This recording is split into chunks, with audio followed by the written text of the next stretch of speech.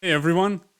As some of you may know, every Tuesday, chess.com holds an event online called Title Tuesday, where title players, so candidate masters, FIDE masters, international masters, and grandmasters, they battle it out for prize money and also for bragging rights. Now, with their competitive spirit and also money on the line, there are mixed feelings, anxiety, stress, the will to win, adrenaline. And for instance, Gotham Chess has called them Tilted Tuesdays because it's always on tilt. Whereas the protagonist of today's video has called them Cheating Tuesdays because he believes that there are a lot of cheaters. However, be it because he enjoys, he wants to feel pain and suffering, or because he wants to battle it out against those cheaters and fight them, or maybe because he most likely just wants to play against really high level opposition, considering that he is a former world champion. He always plays in Title Tuesdays, or usually does at least. His name is Vladimir Kramnik, if you didn't guess it by now.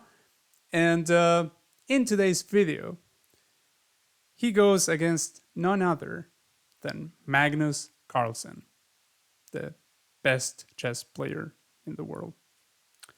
This happened today in Title Tuesday. Let's check it out. Game starts with e4, Kramnik with the white pieces, a very principled man, whereas Magnus Carlsen just wants to do a little bit of trolling while Kramnik grabs the center. Now you may notice that Magnus has been playing a couple of pawn moves that are a little bit innocuous, and he has deprived his knight of its most active square. However, in the opening, he does get a position. Aside from that little bit of trolling at the beginning, he does a bit of trolling, but he gets a position in the end. And right around here is when things really get interesting. And when I say interesting, I don't mean it in the way that Kramnik would say it. I mean, just it's going to be fun, is what I mean. So, Queen A4 check, and the computer here, of all the blocking possibilities, only likes 2. The computer says that either knight should go to d7 and then black is fine. However, Magnus went here, knight c6. And now the computer really dislikes black's position. Or if you want to think about it in the other way, it really likes white's position. It thinks that white is basically winning here. Pretty much, almost. Like, I mean, very strong advantage, potentially winning. So the point is, you may say, well, this and that, I mean, looks pretty much the same, right? Well, the point here that the computer makes is that if you go over here and you block like this, then after this move, which gets played in the game, knight b5, hitting the queen and threatening to fork over here, king and rook, and this pawn is pinned to the rook, so you can't take, otherwise you would lose an exchange. After this move, black can go here, queen b8, controlling this, even defending that, and so threatening this actually.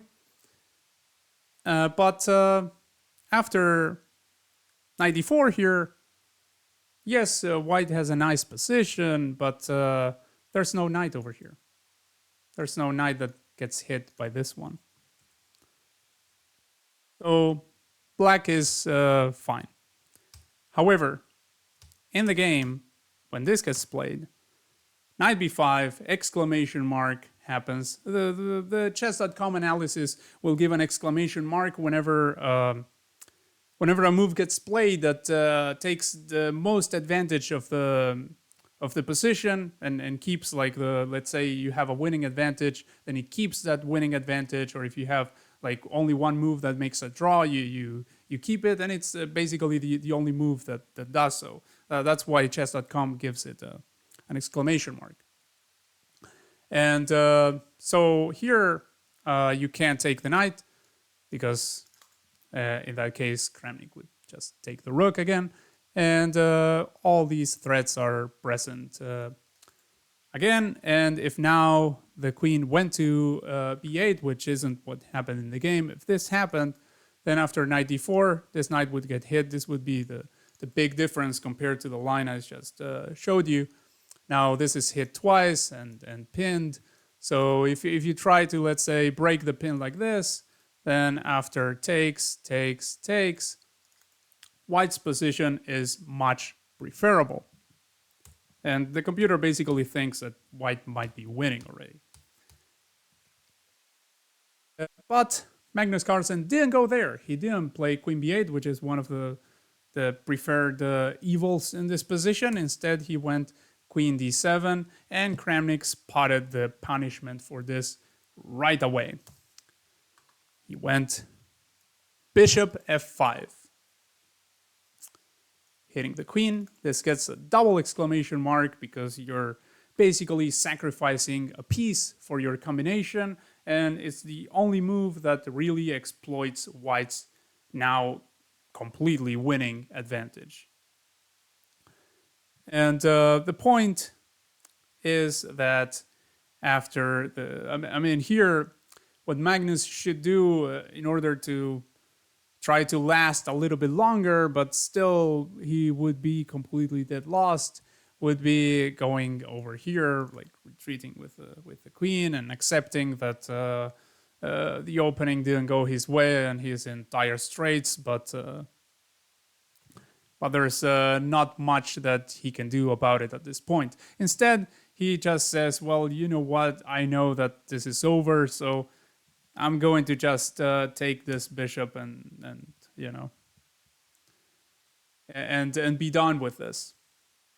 And here Kramnik is like, look, I'm sorry, but this is not the move that a world champion would make. If this is the best chess player in the world, like they say, I have my doubts. Yes, because this is not a professional move. I do not understand this. Easy play here, fork. And so he forks the king and the queen, a royal fork. There's the royalty there, you know, king and queen. And the point of this is that the pawn is pinned. So in case you didn't notice that and you were confused, maybe you're a beginner, this is an absolute pin. So you can't just take this knight. That would be illegal because a king would get taken and that can't happen. So here Magnus Carlsen just moves the king, and after Kramnik takes, Magnus Carlsen on move 19 of the game resigns. Kramnik wins, and so Kramnik gets a really crushing, devastating win in a Title Tuesday against Magnus Carlsen, the world's best player in the world. Vladimir Kramnik, a retired man, but one that beat Kasparov back in the day. So he's by all means a really, really strong player. Just not the one that is active right now. And yeah, that's how he got his crushing win against Magnus in early Title Tuesday today. I hope that you enjoyed this video. If you did, then please give me a like and subscribe to the channel and comment below. It all helps. I hope that you have a great day, and I hope that I see you around in in my other videos. Like maybe tomorrow you will watch the World Chess Championship. If you want to watch with me, I will probably be streaming um, later during the game. I usually start streaming a little bit later because it is rather early when it starts here. And so yeah, I hope you enjoyed, and take care. Bye.